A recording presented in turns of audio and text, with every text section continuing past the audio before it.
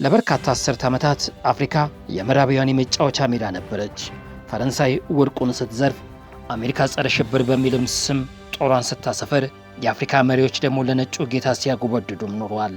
ነገር ግን ዛሬ ታሪክ እየተቀየረ ያለም ይመስላል።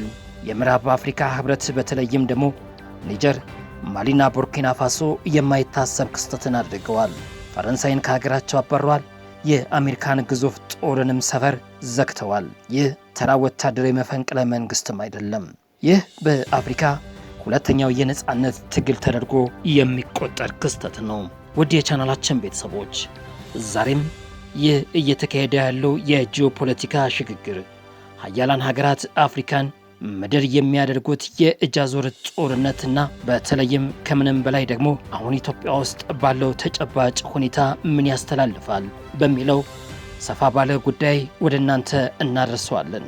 እናንተም እስከ ዝግጅቱ ፍጻሜ አብራችሁ ትቆዩ ዘንድ እየጋበዝን ለቻናላችን አዲስ የሆናችሁ ሰብስክራይብ ማድረጋችሁን አትርሱ የሚለው መልእክት እያስታወስን ወደ መሰናዷችን እናምራለን።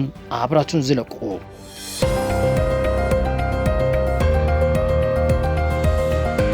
ይህንን አብዮት ለመረዳት ወደ ኋላ ታሪክን መለስ ብሎ ማየት ያስፈልጋል። ፍራንካ ፍሪንክ የተባለው የፈረንሳይ ዘመናዊ የቀኝ ግዛት ስርዓት ማየት ያስፈልጋል። ጊዜው ደግሞ እንደ ኤሮፓውያን የዘመን ቀመር አቆጣጠር በ1660ዎቹ የፈረንሳይ ቀኝ ግዛቶች ነፃነቶቻቸውን ሲያገኙ ፈረንሳይ በቀጥታ መግዛቷን አቁማ በኢኮኖሚ ፖሊሲና በፖለቲካዊ ጠፍሮ የሚይዝ ስምምነት አስፈረመቻቸው። ይህ ማለት ደግሞ የ14 የአፍሪካ ሀገራት መገበያያ ገንዘብ የሆነው የሴፍ ፍራንክን በፈረንሳይ ማዕከላዊ ባንክ የሚታተምና የምትቆጣጠረው ሆነ። እነዚህ ሀገራት የውጭ ምንዛሪዎቻቸው ክምችት 50 በመቶ በፈረንሳይ ባንክ እንዲያስቀምጡም ይገደዳሉ ማለት ነው። አፍሪካውያን የራሳቸውን ገንዘብ በራሳቸው አያዙም ማለት ነው። እንግዲህ ኒጀር በዓለም ላይ ካሉ ትላልቅ ዩራኒየሞች አምራች ሀገር አንዷ ስትሆን ለፈረንሳይ የኑክሌር ኃይል ማመንጫዎችም 30 በመቶ ዩራኒየም የምታቀርበው ኒጀር ናት። የፓሪስ ከተማ በኒጀር ዩራኒየም ስታበራ 80 በመቶ የሚሆነው የኒጀር ህዝብ ግን አሁንም በጨለማ ውስጥ ይኖራል። ማሊ በወርቅ ሀብቷ ስትታወቅ ወርቁን ግን የምትቆፍረው እና የምትቆጣጠረው ፈረንሳይ ነች። የብዝበዛ ለዓመታት ሲቀጥል አሻንጉሊት የአፍሪካ መሪዎች ዲሞክራሲ በሚል በምዕራባውያን እየተደገፉ ህዝባቸውን ሲያስርቡ ኖረዋል። ይህ የቁጣ ማዕበል ከእንግዲህ ዛሬ በወጣት ወታደራዊ መሪዎች ፈንድቶ የወጣው እንደ ኤሮፓያን አቆጣጠር 2020 በማሊ የተጀመረው የወታደራዊ መፈንቅለ መንግስት ወደ ቡርኪና ፋሶ በ2022 ከዚያም ደግሞ ወደ ኒጀር በ2023 ተዛመተ። የምዕራባውያን ሚዲያዎችም ይህንን የዲሞክራሲ መሞት ብለው ሲያራግቡት፣ በሀገሪቱ ያሉ ሚሊዮን ዜጎች ግን አደባባይ በመውጣት ደስታቸውን መግለጽ ጀመሩ። President Traoré has made one thing clear. He won't bow to the West, and for that he's become a problem. ምክንያቱም ምዕራባውያን ሽብርተኝነትን እንዋጋለን ብለው በ2013 ጀምሮ በሳህላ ቀጠና በሺዎች የሚቆጠሩ ጦር ቢያሰፍሩም የአልቃይዳና የአይሲስ ጥቃቶች ከመቀነስ ይልቅም እየጨመሩ ሄዱ። የአፍሪካ ህዝብ አንድ ጥያቄ ጠየቀ። እነዚህ ሁሉ የፈረንሳይና የአሜሪካ ዘመናዊ ድሮኖችና ጦሮች መረጃ እያለ እንዴት ሽብርተኞች እንዴት በሞተር ሳይክል እየመጡ መንደሩን ያቃጥላሉ? መልሱ ግን ግልጽ ነበር። የምዕራባውያን ጦሮቻቸውን ያሰፈሩት ሽብርን ለማጥፋትም ሳይሆን የጥሬ ዕቃ ምንጫቸውን ለመቆጣጠርና የቻይናና የሩሲያን መንግስት ለመክታት ያሰቡት ነበር። የቡርኪና ፋሶ የ35 ዓመቱ ወጣት መሪ ካፒቴን ኢብራሂም ትራኦሬ ልክ እንደ ቶማስ ሳንካራ በአፍሪካ መድረክ ላይም ቆሞ እንዲህ አለ። አፍሪካውያን ለምን በድህነት እንደሚኖሩ ሊገባን አልቻለም። እንግዲህ መሪዎች የውጭ ኃይሎች አሻንጉሊት መሆን የለባቸውም ሲል በ2024 የመጀመሪያው ላይ ኒጀር እጅግ የሚያስደነግጥ ውሳኔን አሳለፈች።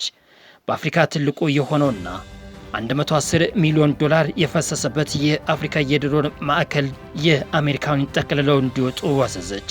አሜሪካ በድንጋጤም ተናወጠች። እነዚህ ሀገራት ምዕራባውያን ሲያባርሩ ባዶነቱን የሚሞላው ማን ነበር? እዚህ ጋር ነው እንግዲህ የሩሲያና የቻይና የጂኦፖለቲካ ብልሃት ብቅ የሚለው። ሩሲያ በቀድሞ ዋግነር አሁን አፍሪካን ኮፕርስ ምንም አይነት የሰብአዊ መብት ወይም ደግሞ የዲሞክራሲ ቅድመ ሁኔታ ሳታስቀምጥ ዘመናዊ መሳሪያዎችና ወታደራዊ ስልጠናዎችን መስጠት ጀመረች። ሩሲያ በአፍሪካ የቀኝ ግዛት ታሪክ የላትም። ይህ ደግሞ ለአፍሪካውያን ትልቅ እፎይታን የፈጠረ ነው።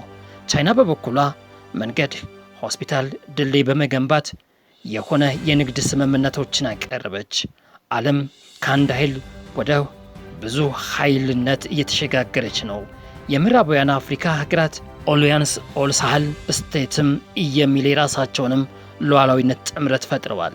ይህ ማለት አፍሪካን ከእንግዲህ ይህንን አድርጉ ተብላ የምትበዘበዝበት ዘመን እያበቃ ነው ማለት ነው። እስካሁንም የምናወራው ስለ ምዕራብ አፍሪካውያን ነው። ግን የታሪክ ክስተት ስለ ኢትዮጵያ ምን የሚነግረው መልእክት ይኖራል?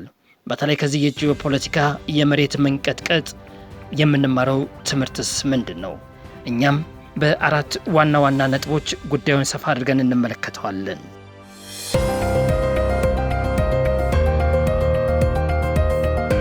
የመጀመሪያው የአድዋ መንፈስ ትንሣኤ በሳህላ በረሃ ነው።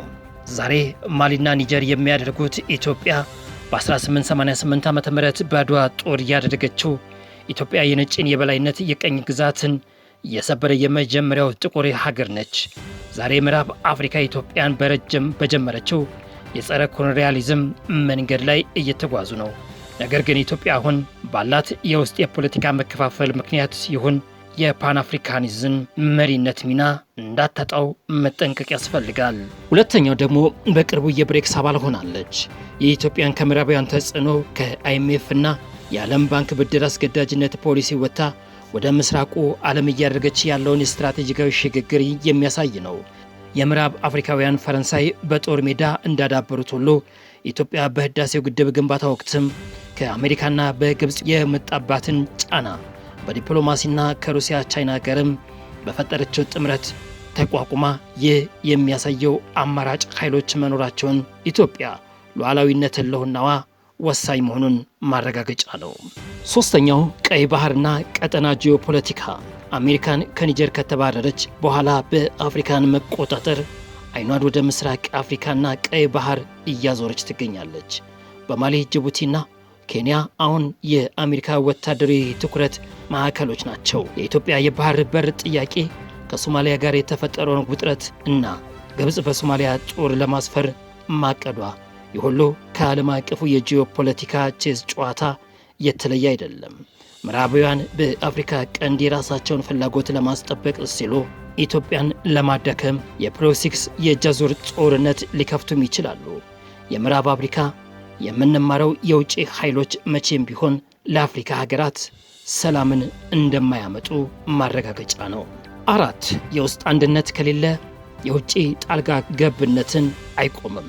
ይህ ኢትዮጵያውያን ሁሉ ሊስማሙበት የሚገባ አብይ ነጥብ ነው። በማሊ በኒጀር እና በቡርኪና ፋሶ አብዮት ሊሳካላት የቻለው ህዝቡ ከገባበትና ከሃይማኖት ልዩነት ውስጥ በአንድነት የሀገር ፍቅር ስሜት ስለቆመ ነው። አሁን ላይ በኢትዮጵያ ውስጥ የምናየው የብሔር ፖለቲካ የእርስ በርስ ጦርነትና የመከፋፈል ሀገሪቱን ለምዕራባውያን የኒዮ ኮሎኒያሊዝም አጀንዳ እየተጋለጠ ይገኛል።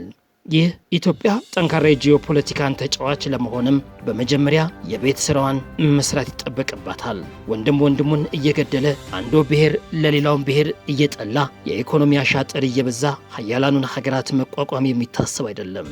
ኢትዮጵያ ከሳህል ወጣቶች መማሪያ ያለባት ትክክለኛው ጠላት ማን እንደሆነ ለይቶ ማወቅ ነው። የውጭ ትርምስ የምዕራባውያን ሀገራት በቀላሉ እንዲዘርፉና ፖሊሲ እንዲዘረጉ በር ይከፍታል።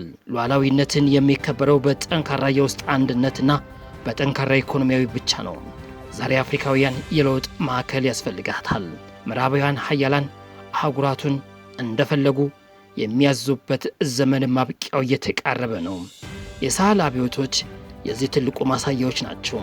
ኢትዮጵያም የዘመን የፈተና የድልም ዘመን ሆኖ የዓለም አቀፉን የፖለቲካ ሲቀያየር ኢትዮጵያ እንደ ጥንቱ የአድዋ ታሪኳ ዛሬም በአእምሮ በኢኮኖሚና በቴክኖሎጂ የነጻነት ትግል አፍሪካን መምራት ይጠበቅባታል። ነገር ግን ይህ የሚሆነው ጥላቻን ትተን አንድነትን አጠናክሮ ወደፊት መራመድ ሲችል ብቻ ነው። እናንተስ የአፍሪካ ሀያላንን ማባረር ትክክለኛን እርምጃ ነው ብላችሁ ታስባላችሁ? ይህን ቪዲዮ ከወደዳችሁት ላይክ ማድረጋችሁን አትርሱ። ለቻናላችን አዲስ ሆናችሁ ሰብስክራይብ አድርጉ። ሁሌም የምንሰራቸው ስራዎች እንዲደርሷችሁ የደውል ምልክቷን ይጫኑ። እንዲሁም ደግሞ በተከታዮች እንድንበዛ ቪዲዮውን ሼር በማድረግ እንዲያስፈነጥሩልን እየጠየቅን በሌላ መሰናዶ እስከምንገናኝ ሰላም በያላችሁበት እየተመኘን በዚሁ እንሰናበታለን።